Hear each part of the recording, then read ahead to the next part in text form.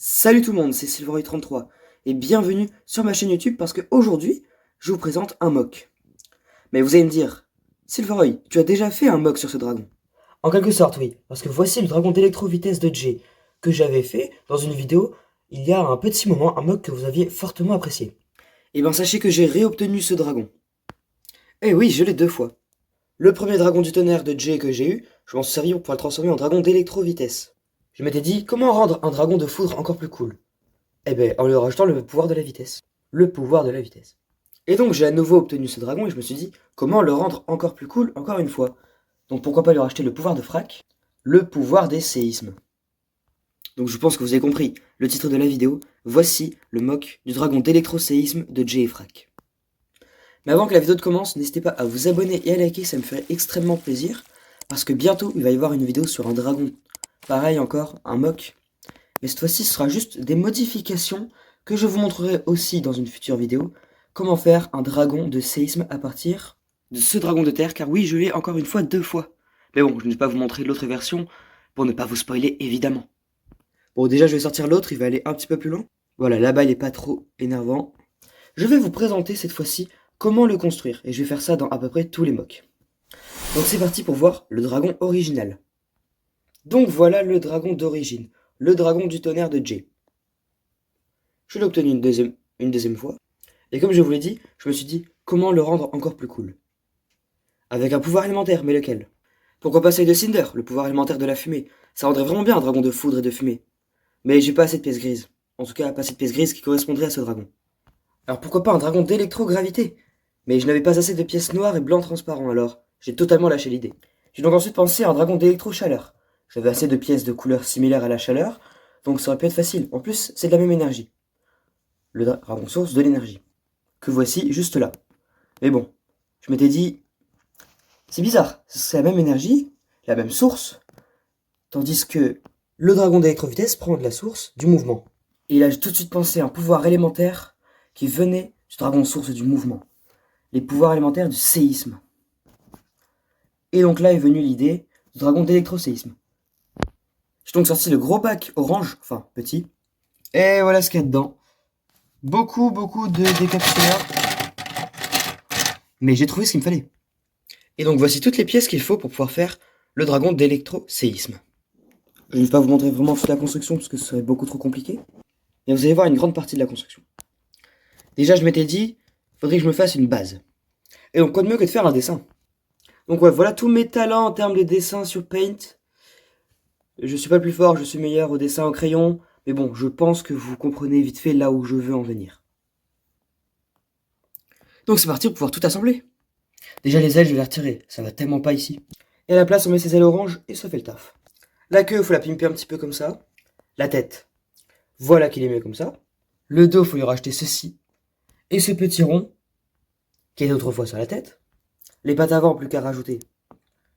Ce petit truc là ici, et la partie orange juste là pour leur rajouter un petit peu plus de orange, donc plus de séisme. Tiens, il manque un truc dans la bouche. Il n'a pas de langue. Donc hop, voici de quoi lui faire sa langue. Ça passe un petit peu, je trouve ça assez sympa. Là, c'est un petit truc en plus que vous pouvez rajouter ou que vous ne pouvez pas rajouter si cela est votre choix. Et maintenant les pattes arrière, que l'on robustifie. Je ne sais pas trop si ça se dit, mais en tout cas, vous voyez à peu près ce que ça donne. On rajoute au niveau des pattes avant les anciennes pattes arrière juste ici, pour qu'ils paraissent un peu plus menaçants. Et donc le voilà terminé. Maintenant passons en revue tout cela et après nous pourrons passer aux figurines, puis terminer avec une comparaison des deux. L'une des parties que j'ai préféré améliorer et dont je préfère le résultat, c'est la tête. Je trouve personnellement que j'ai réussi à bien incorporer les séismes sur ce dragon, en lui rajoutant par exemple plus de puissance dans sa mâchoire avec cette pièce Lego, en dessous et au-dessus, une langue. Presque aucun dragon n'a de langue, sauf les OG et certains récents, et c'est plutôt bien. Et donc ça rend assez bien le fait qu'il ait une langue, on peut un petit peu la voir à l'intérieur. Mais je n'ai pas rajouté que ça. Vous allez me dire, mais qu'est-ce que c'est que ce gros bidule là que tu as rajouté sur le côté? Eh bien ce sont des cornes. Voilà, ce sont des espèces de cornes. Alors si vous avez meilleur pour faire des cornes, n'hésitez pas. Mais voilà comment est-ce que j'ai fait des cornes.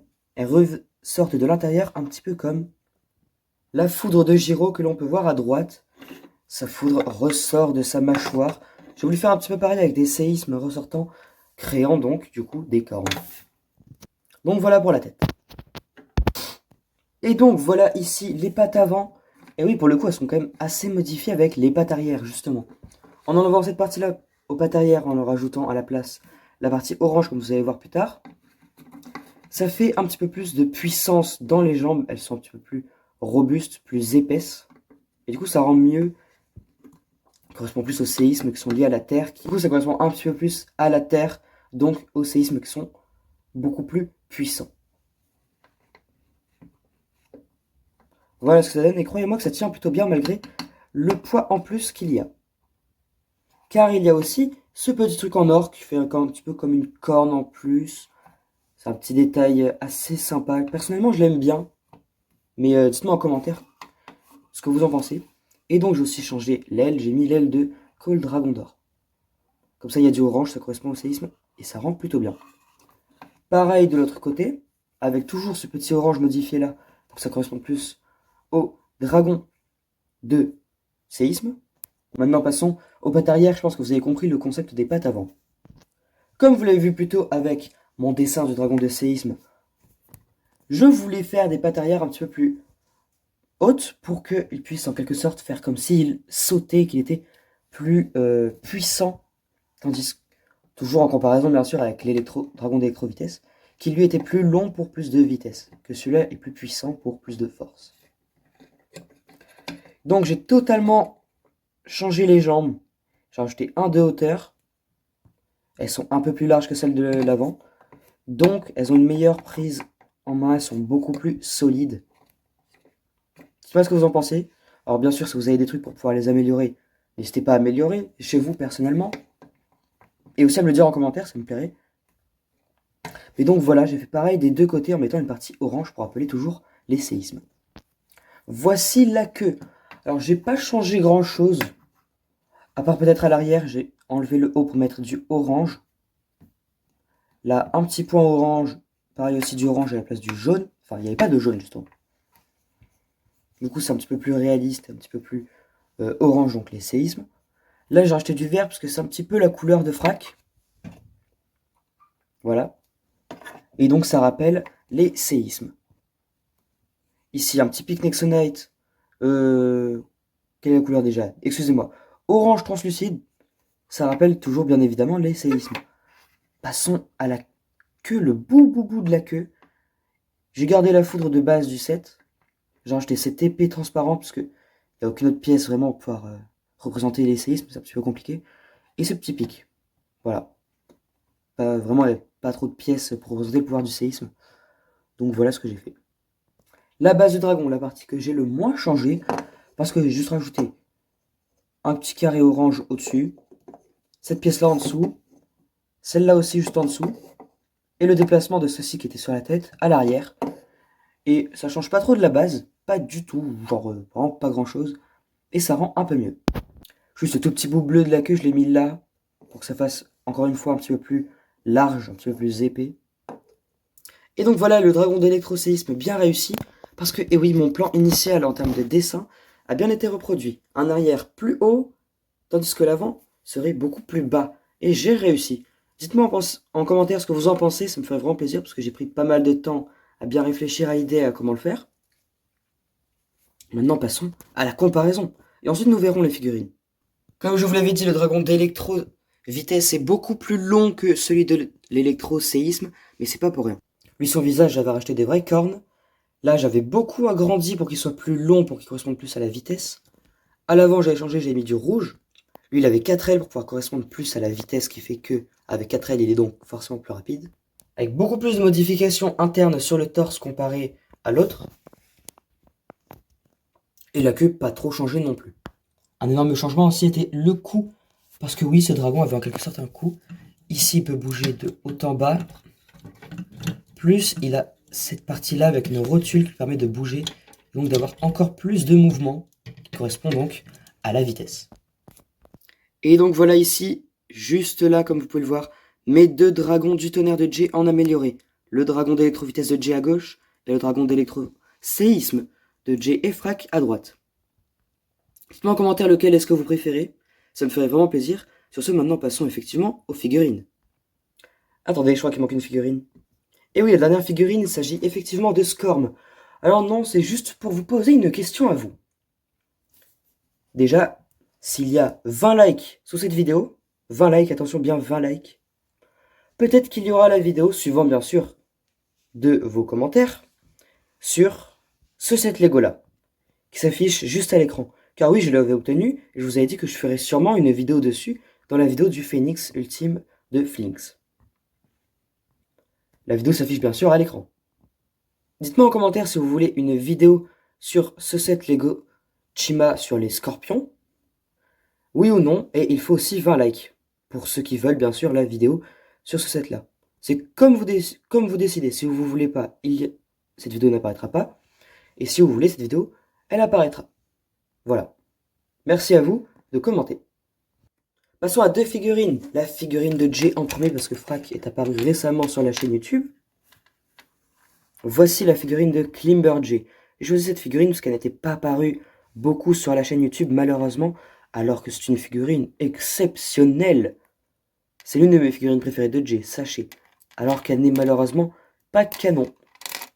Et oui, cette figurine n'est pas canon, elle n'est pas apparue aux côtés des autres ninjas. J'aurais aimé, hein, parce que la figurine de Jay est vraiment très cool. Malheureusement, elle n'est pas canon. Peut-être que vous la verrez bientôt dans un futur set. Peut-être le dojo de l'ombre, je ne vous dis pas. Mais peut-être que vous la verrez dans ce set. Peut-être, bien sûr. Les jambes sont ultra détaillées avec la ceinture jaune. Les autres, le harnais en quelque sorte, qui continue sur ses jambes en partant du torse, bien sûr. Derrière, il n'y a aucun détail, malheureusement. À l'arrière, il y a tellement de détails. Le petit J de Jay, l'armure bien blindée quand même. Des cordes accrochées qui ressortent aussi devant. Le symbole du dragon source. La tunique jaune œuf juste derrière. Et le harnais qui continue bien sûr devant pour faire une tenue de grimpeur, donc avec forcément un harnais. Si vous avez vu le document de Inoxtag, vous comprenez sûrement tout ce qu'il y a sur cette tenue. Ensuite, l'armure d'escalade. Une armure bien protectrice, bien lourde, je pense, mais qui permet quand même une grande amplitude de mouvement, comme vous pouvez le voir. Le bras de Jay part assez loin derrière et très loin devant, donc c'est plutôt bien. Cette armure est vraiment très détaillée, ce que j'apprécie fortement sur les armures, avec des petits points blancs et des carrés, des petits points dorés et des petits points carrés. Dorés, ça correspond très très bien et ça va très bien sur l'armure. Ici, sans être jaune dans la série, mais là c'est doré. C'est pas très dérangeant, et vous allez voir sur la figurine de Kai un petit peu plus tard dans l'année que je l'ai un petit peu amélioré. La tête de Jay, classique de Dragon's Rising. Et la cagoule, aussi une cagoule bleue très sympa. Désolé si la caméra fait des déclics et que ça fait une couleur un petit peu pourrie. C'est vraiment, j'ai une caméra très claquée, désolé. Donc voilà la figurine de Jay. Son nunchaku, c'est celui du magazine qui est apparu il y a un petit moment sur la chaîne. Mais voilà la figurine de Jay. Après la figurine de Jay Escalade, nous avons la figurine de Dojo Frack. Enfin, en quelque sorte, Dojo Frack, parce qu'ils n'ont pas vraiment fait Dojo Frack en Lego. Ils ne l'ont fait que dans la série. Ça aurait été très bien qu'ils le fassent en Lego, mais ils ne l'ont pas fait. Si vous avez vu mon How to Make Dojo Frack, n'hésitez pas à aller le voir si vous ne l'avez pas vu. Il s'affiche en haut à droite de votre écran. Vous saurez comment le faire. Je ne vais pas le dire dans cette vidéo. Et je l'ai en plus dit sur une autre vidéo qui apparaît. Cette fois-ci, en haut à droite, encore une fois. Très bonne vidéo, allez la voir. C'est un autre bug, mais sur Eridani. Donc oui, Dojo Frack est une figurine très très cool. Enfin, Lloyd du film est une figurine très cool, mais qui va très très bien pour pouvoir faire Dojo Frack. Une très bonne figurine qui correspond donc à ce set Lego. Mais je voulais plus vous parler des armes de cette figurine. Je me suis servi d'un point commun entre toutes les figurines Storm. Ils ont toutes du noir, plus, en quelque sorte, leurs éléments représentés dans leurs armes. Dans les Lego en tout cas. seulement dans les versions Lego. Je me suis donc dit que pour Frac, je vais faire pareil. Un point noir, juste là, ici. Ouais, j'appelle ça un point noir, c'est une petite sphère noire, avec du orange pour représenter les séismes, juste ici, pour correspondre aux autres ninjas. Mais je me suis dit, une seule, ça fait un petit peu bizarre. Pour attaquer, c'est pas le plus pratique. Donc je lui en ai fait une deuxième. Et voilà Frac avec cette arme. Si vous avez le nom, n'hésitez pas à me le dire en commentaire. Ça me ferait vraiment très plaisir. Non. Devant, voilà. Ça me ferait vraiment très plaisir. Donc n'hésitez pas à commenter, c'est là pour ça. Et voilà, c'est tout pour cette vidéo. N'hésitez pas à vous abonner et à liker si ça vous a plu. N'hésitez pas à partager la vidéo, ça me ferait vraiment plaisir que plus de personnes sachent comment faire ce magnifique dragon en mock. Maintenant, vous pouvez quitter la vidéo, mais ceux qui veulent rester, n'hésitez pas parce que j'ai 5 petites informations à vous dire. Pour les fans des tenues Climber des ninjas, donc les tenues d'escalade, je vais peut-être prochainement faire une vidéo sur le Shadow Dojo. Et oui, voilà, première petite nouvelle. Deuxième petite nouvelle, pour tous les fans des tenues Storm des ninjas, c'est-à-dire des tenues Tempête, celle de la saison 3 des Dragon's Rising, il va y avoir une vidéo prochainement sur Croc de Tonnerre. Voilà, ça vous fera à tous plaisir. Je pense fortement. Vous aimez bien les dragons? Alors sachez que les dragons de Pokémon Violet, c'est-à-dire Miraidon et Koraidon, vont bientôt revenir. Je vais bientôt recommencer les vidéos sur Pokémon Violet, tant attendu. Pas très fan de dragons d'Écarlate et Violet? Peut-être fan d'un dragon nommé Zygarde. Car oui, après la série sur Pokémon Violet qui se terminera assez rapidement, il y aura une série sur Pokémon Zelda. Et si aucune de ces nouvelles ne vous plaît, n'oubliez pas que je vais bientôt faire des lives. Donc là, ça va forcément vous plaire. Il va y avoir du Mario, du Donkey Kong, du Metroid, beaucoup de choses. Enfin bon. C'est parti pour une nouvelle vidéo, très prochainement. Salut! Et encore de très bonnes fêtes de Noël et de fin d'année à vous.